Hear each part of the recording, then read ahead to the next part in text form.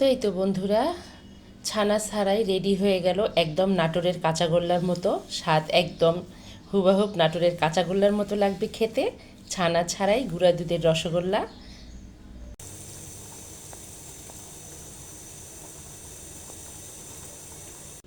আসসালামু আলাইকুম সবাইকে। আপনারা সবাই কেমন আছেন? আশা করি ভালো আছেন। আমরা আল্লাহর রহমতে ভালো আছি। তো প্রতিদিনের মতো আজকেও হাজির হলাম বন্ধুরা। তা আজকে একটা মিষ্টি তৈরি করব। তো ভাবলাম আপনাদের সঙ্গে শেয়ার করি, যেহেতু মিষ্টিটা তৈরি করতেছি। তো আজকে আমি মিষ্টিটা তৈরি করব গুঁড়া দুধ দিয়ে। তো আমি এখানে 1 কাপ পরিমাণ গুঁড়া দুধ নিয়ে নিচ্ছি।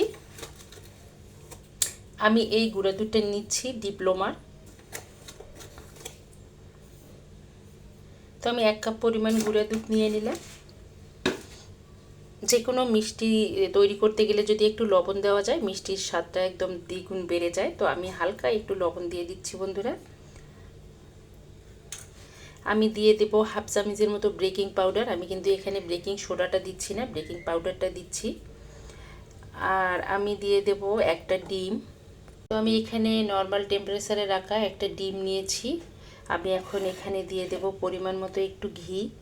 আপনার 1 টেবিল চামচের হাফ টেবিল চামচ দিয়ে দেব বন্ধুরা। আপনারা চাইলে এটা বাটারটা ইউজ করতে পারেন, তবে বাটারটা যদি ইউজ করেন একদম গলায় নিতে হবে, আর ঘিটা ইউজ করলেও গলায় নিতে হবে, শক্তটা কিন্তু দেওয়া যাবে না। তো এটাকে এখন আমি ভালো করে সবগুলো উপকরণ একসঙ্গে মিক্স করে নেব। আমি একটা ডো তৈরি করে নেব, তবে ডোটাকে শক্ত করা যাবে না, ডোটাকে নরম করতে হবে।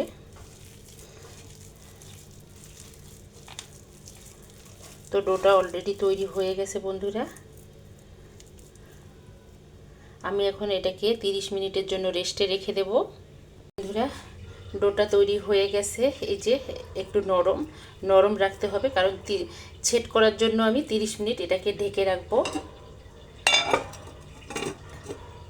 তো 30 মিনিট পর আবারও কথা হবে বন্ধুরা। 30 মিনিট পর ফিরে আসব। আমি একটা পাত্রে পানি বসিয়েছি পরিমাণ মতো। এখানে আমি নিয়েছি 2 কাপ পরিমাণ পানি। তো একটু পানিটা টেনে আসবে। আমি থেতো করে দিয়ে দিচ্ছি 3টা এলাচ। তো এলাচটা দিলে ফ্লেভারটা খুব ভালো আসবে। তো এই তো এলাচ 3টে দিয়ে দিয়েছি। আমি এখানে নিয়েছি 1 কাপ পরিমাণ চিনি। আমি এখন চিনিটা দিয়ে দেব শিরা তৈরি করার জন্য। তবে রসগোল্লার শিরাটা যেন ঘন না হয়। আমি এখানে লাল চিনিটা ইউজ করতেছি। আপনারা চাইলে যে কোনো চিনি ইউজ করতে পারেন, তবে আমার কাছে লাল চিনি ছিল, লাল চিনিটা ইউজ করতেছি। এর জন্য কালারটা এরকম আসতেছে।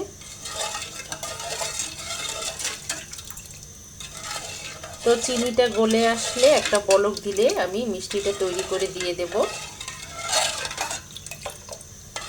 খুব অল্প সময়ের মধ্যে আর অল্প উপকরণ দিয়ে একদম দোকানের মতো পারফেক্ট মিষ্টি রেসিপি তৈরি করা যায়। তবে আমি আপনাদের কাছে রিকোয়েস্ট করব যেন ভিডিওটা A to Z আপনারা দেখেন। অনেক সময় টেনে টেনে দেখলে না বোঝা যায় না, তখন তৈরি করলে ইয়ার মতো ভিডিওর মতো হয় না, তখন মনে হয় যে ইউটিউবাররা ফাঁকিবাজ। তা আসলে সেটা কিন্তু না, আপনারা A to Z দেখলেই বুঝতে পারবেন কিভাবে মিষ্টিটা আমি তৈরি করতেছি। এখন আমি এটা আর একটু হয়ে গেলে তারপর আমি মিষ্টিটা দিয়ে দেব। বন্ধুরা 30 মিনিট পর ফিরে আসলাম। এখন আমি মিষ্টিটা তৈরি করে নেব। একদম খুব সুন্দর হয়েছে, ডোটা সফট হয়েছে এই যে, আর হাতেও লাগতেছে না, খুব সুন্দর হয়ে গেছে। আমি এখন মিষ্টির শেপে গোল গোল করে নেব। আপনারা আপনাদের পছন্দ অনুযায়ী মিষ্টির শেপটা দিতে পারেন, বড়ও করতে পারেন, ছোটও করতে পারেন। তবে আমি আমার পছন্দ মতো এখন বানিয়ে নেব। তো আমি প্রথমে হাতে ঘি মেখে নিচ্ছি। ঘি মেখে নিলে একদম লেগে যাবে না, লেগে থাকার ভয় থাকবে না। তো আমি এভাবে মিষ্টিটা বানিয়ে নিচ্ছি। ওই যে বললাম, আপনারা আপনাদের পছন্দের মতো শেপে বানিয়ে নেবেন মিষ্টি। আমি এভাবে বানিয়ে নেব। একে একে সবগুলো মিষ্টি আমি এভাবে বানিয়ে নেব। এই যে গোল গোল করে নিচ্ছি, আপনারা চাইলে বড় করেও নিতে পারেন।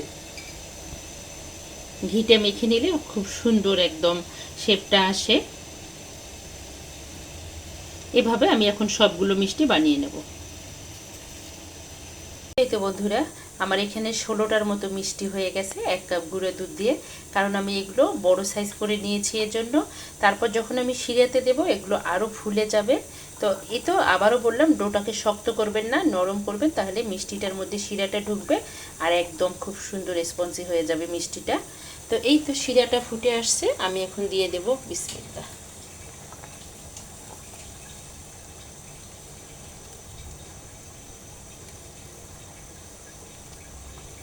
তো একে একে আমি সবগুলো মিষ্টি দিয়ে দেব। 5 থেকে 10 মিনিটের মধ্যে মিষ্টিগুলো ফুটে বড় হয়ে যাবে, ভেসে উঠবে উপরে। সবগুলো মিষ্টি দেওয়া শেষ, আমি এখন ঢাকনা দিয়ে দেব। তবে বন্ধুরা, আপনারা চাইলে ফ্রাই প্যানে করতে পারেন, তাহলে ফ্রাই প্যানের ঢাকনাটা গ্লাসের, ওটা দিয়ে দেখতে পাবেন যে উতাল দিয়ে পড়তেছে কিনা। তো ঢাকনা দিয়ে এভাবে আমি প্রথম 5 মিনিট জাল দিয়ে নেব। তো মাঝে মধ্যে আমি ঢাকনাটা তুলে দেখব শিরাটা উপরে উঠে আসতেছে নাকি, তারপর আমি আবার দিয়ে দেব, নইলে আবার উতাল দিয়ে পড়ে যাবে গ্যাসে। এই তো বন্ধুরা, মিষ্টিগুলো একদম হয়ে গেছে আর উপরে ভেসে উঠছে, মানে মিষ্টিগুলো ফুটে গেছে ভালো করে, ভেতরে শিরা ঢুকে গেছে। আমি এখন গ্যাসটা অফ করে দেবো এই পর্যায়ে। এখন আমি মিষ্টিগুলোকে ঠান্ডা করার জন্য ঢাকনার সাহায্যে ঠান্ডা করে নেব, কারণ ঢাকনাটা খুলে যদি আমি মিষ্টিগুলো ঠান্ডা করতে যাই, মিষ্টিগুলোতে শিরা ঢুকবে না আর মিষ্টিগুলো শক্ত হয়ে যেতে পারে। এজন্য আমি ঢাকনাটা দিয়ে রাখলাম, নর্মাল টেম্পারেচারে থাকবে, এটা আমি ফ্রিজে রাখবো না। তো এটা ঠান্ডা হয়ে গেলে তারপর আমি সার্ভ করব। রসগোল্লাগুলো যদি আপনারা গরম গরম ধরতে যান তাহলে কিন্তু ভেঙে যাবে। এজন্য ওই যে বললাম, নর্মাল টেম্পারেচারে রেখে ঠান্ডা করে নিতে হবে 20 থেকে 30 মিনিট, অথবা 20 মিনিটের মধ্যে ঠান্ডা হয়ে যাবে। এখন তো শীতকাল, তাড়াতাড়ি ঠান্ডা হয়ে যাবে, কারণ এখন গরম গরম ধরতে গেলে ভেঙে যাবে। আর ঠান্ডা হওয়ার পর শিরাটা ঢুকে যাবে, খেতে দারুণ লাগবে। তো এই তো বন্ধুরা, আমি এখন রসগোল্লাগুলো তুলে নেব। আর রসগোল্লাগুলো তুলে নেওয়ার জন্য আমি নিয়েছি একটা মাটির বোল। তো মাটির বোলে রসগোল্লা নিতে দারুণ লাগে, খেতেও দারুণ লাগে। আমি এটা সুন্দর করে ধুয়ে নিয়েছি। আমি এখন একে একে রসগোল্লাগুলো তুলে নেব। মাশাআল্লাহ, খুব সুন্দর হয়েছে। এই তো বন্ধুরা, 30 মিনিট পর ফিরে আসলাম। একদম খুব সুন্দরভাবে রসগোল্লায় রস ঢুকে গেছে আর শিরাটা একদম দোকানের মতো পারফেক্ট হয়েছে। ওই যে প্রথমেই বলেছিলাম যে শিরাটাকে ঘন করা যাবে না, রসগোল্লার শিরাকে সবসময় পাতলা করে নিতে হয়। তো আমি এখন এগুলোকে তুলে নেব।